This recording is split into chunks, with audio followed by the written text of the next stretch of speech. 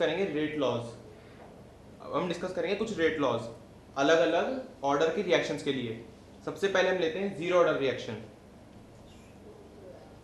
Rate law for a zero order reaction.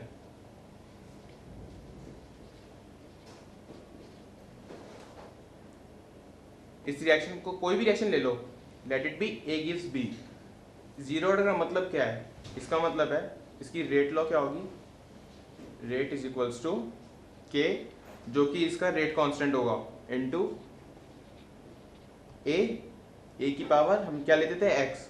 अब क्योंकि ये जीरो ऑर्डर रिएक्शन है तो x is equals to zero इसके वजह से, तो therefore rate is equals to k, क्योंकि ए की पावर जब जीरो करेंगे तो वन हो जाएगा, तो ये बन जाएगा के। इस चीज को फर्स्ट चीज मान लो। अब रेट के लिए हमने एक और चीज देखी थी कि rate is equals to minus d A by d T.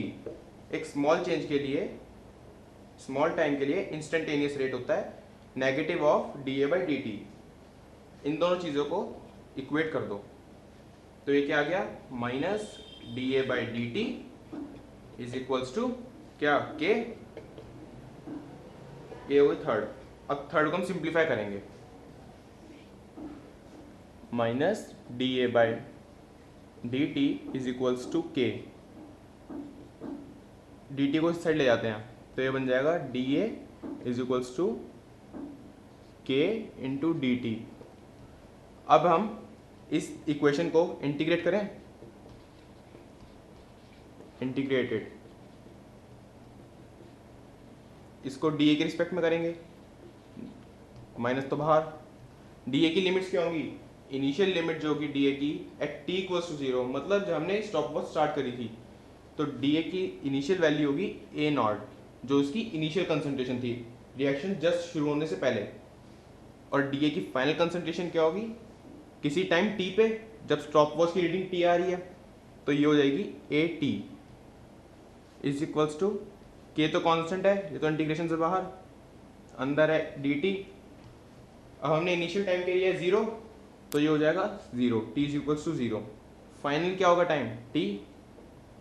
बस अब कुछ नहीं बचा, इसको इंटीग्रेट करना है, माइनस लिमिट्स क्या होंगी इसकी, ए नॉट ए टी, ये हो जाएगा डी ए को इंटीग्रेट करेंगे तो A is equals to k. Similarly यहाँ पे zero to t for t, ये बन जाएगा नेगेटिव है, A t minus A naught का बन जाएगा A naught minus A t is equals to k into, पहले टी डालेंगे फिर जीरो डालेंगे तो टी माइनस जीरो जो कि बचा टी, तो A naught minus A t is equals to k t. तो इसकी रेट लॉ क्या होती है, k t is equals to A naught minus A t. This is the rate law for zero order reaction. यह आपकी boards के लिए भी बहुत इंपॉर्टेंट है और ये सिंपल सी डेरिवेशन है, सही, बहुत आसान चीज़ है और इंपॉर्टेंट चीज़ है। This is rate law. इसका मतलब क्या है कि rate constant into time, time elapsed is equals to initial reading, जो इनिशियल कंसंट्रेशन थी ए की, minus final concentration of A. तो हमारे पास जीरो ऑर्डर रिएक्शन के ये हमारे पास रेट लॉ आती है, इसको हम कहते हैं इंटीग्रेटेड रेट लॉ। मतलब जो पहले आती थी कि minus d A by d t is equals to k, वो हमारे पास थी डिफरेंशियल रेट लॉ, और इसको हम कहते हैं integrated rate law, integrated rate law. अब हम एक ग्राफ प्लॉट करेंगे between time and concentration of A. Y axis पे हम लेते हैं concentration of A, x axis पे लेंगे टाइम। इनिशियली टाइम की वैल्यू क्या है, जीरो। तो इस अगर इक्वेशन को ध्यान से देखें तो ये एक स्ट्रेट लाइन की इक्वेशन है। स्ट्रेट लाइन की इक्वेशन कैसे है ये, इसको और देखते हैं। स्ट्रेट लाइन की इक्वेशन किस फॉर्म में होती है, हमने ऐसे याद की थी स्ट्रेट लाइन की equation, y is equals to m x plus c, जिसमें उसका y इंटरसेप्ट होता है c।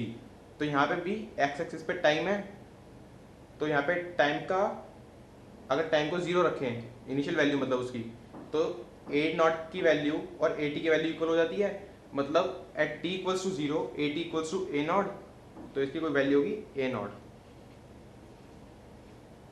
ये इसकी इनिशियल वैल्यू है टी इक्वल्स टू 0।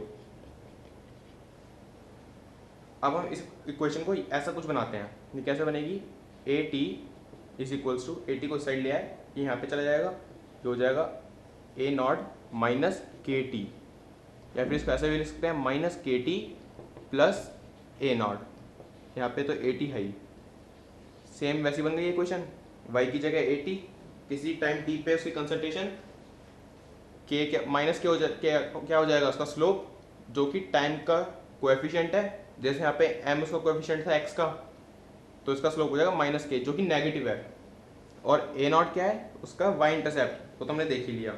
तो ये स्ट्रेट लाइन कुछ इस टाइप की होगी, इसका स्लोप क्या है, slope is equals to minus के।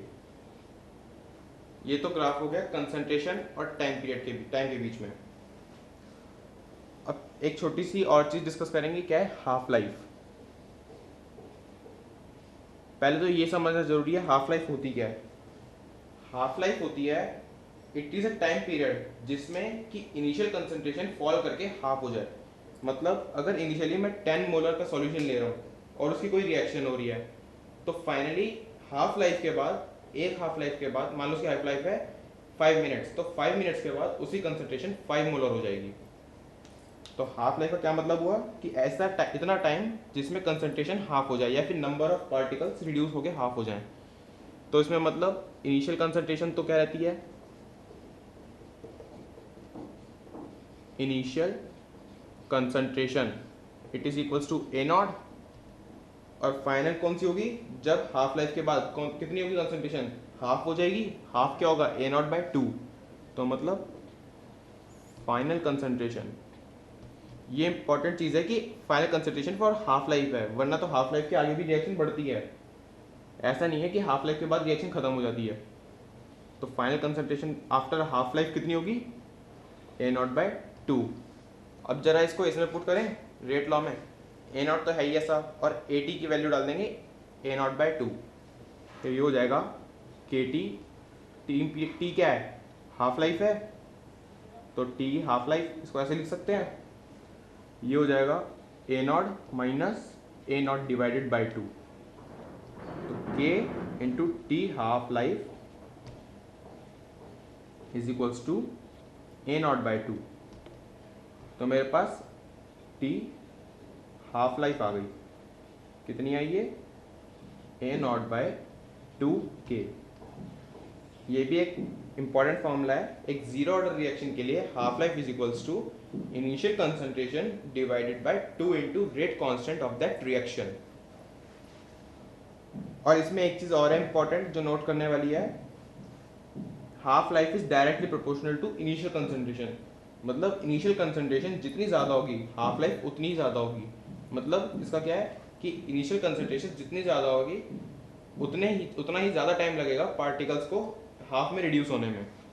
तो इसको ऐसे लिख सकते हैं कि t half life is directly proportional to A not.